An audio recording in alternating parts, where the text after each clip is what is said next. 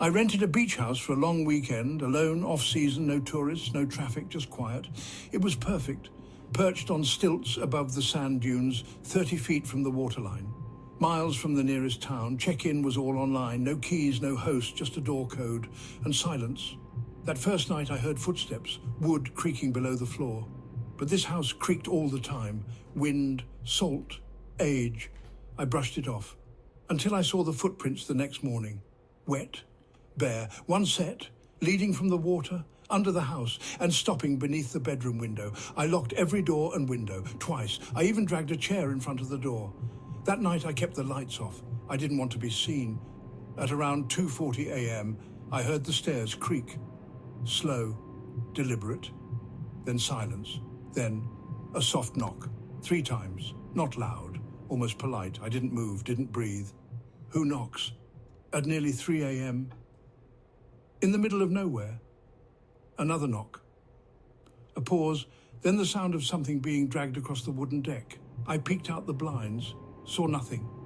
But when I checked the porch the next morning, there was a fishing hook hanging from the doorknob. Salt-rusted, barbed, fresh twine, no cell service, no Wi-Fi. The rental promised internet, but it was dead. So I drove 10 miles into town, sat in the grocery parking lot, called the rental office. They said, "You're not checked in? That house wasn't booked this weekend." I froze. I asked, "Who last stayed there?" A pause, then, "No one, not since July. We lost a key." I returned to grab my things and leave.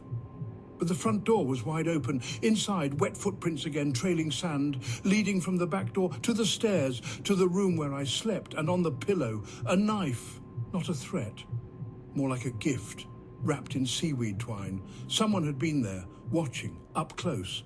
I drove straight to the police. They followed me back to the house, but the footprints were gone. The knife, gone. Hook, gone.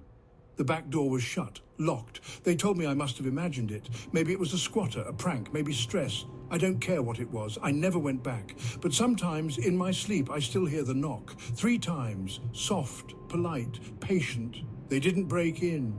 They never had to. They had the key. They always did. I booked the beach house to disconnect. A last-minute deal. $200 a night for a modern oceanfront escape. Too good to be true. There were no neighbors, no staff, just a lockbox and a winding gravel path that ended at the sea. It was beautiful and empty. The first night was peaceful, except there was a toothbrush in the holder. Not mine, used. I told myself maybe the cleaners forgot it. It happens. Then I found 2 cereal bowls in the sink, and only one was listed in the checkout sheet. The motion sensor lights on the deck kept flicking on even though I was inside. I checked the camera on the porch. It had been disabled. I emailed the host. No reply. Then I heard the closet door in the hallway creak. I stood frozen. Waited for the sound again. Nothing.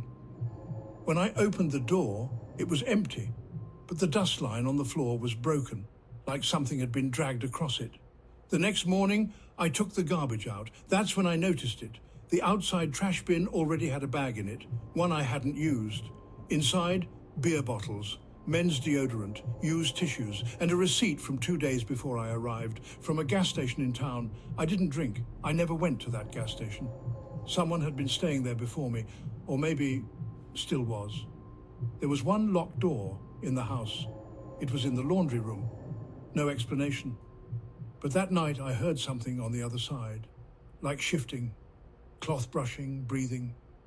I pressed my ear against it. Silence. Then a knock. 3 soft taps from inside. I left before sunrise. I didn't shower. I didn't pack. I just grabbed what I could and ran. No refund, no answers, but 2 days later I got a message from the host. "Hope you enjoyed your stay. BTW. Next time, please don't rearrange the guest room closet. We store personal items in there." I never opened the guest room closet. I never even went into the guest room. I went to the beach house to disappear. Burned out, divorced. I needed silence. Not healing, just emptiness. The ad said isolated coastal escape. It wasn't lying. I didn't see another soul for miles. Only the sea and the wind and the house. The house had that old coastal charm. Wood creaked with every step, but it was clean stock, normal, except for the journal in the drawer.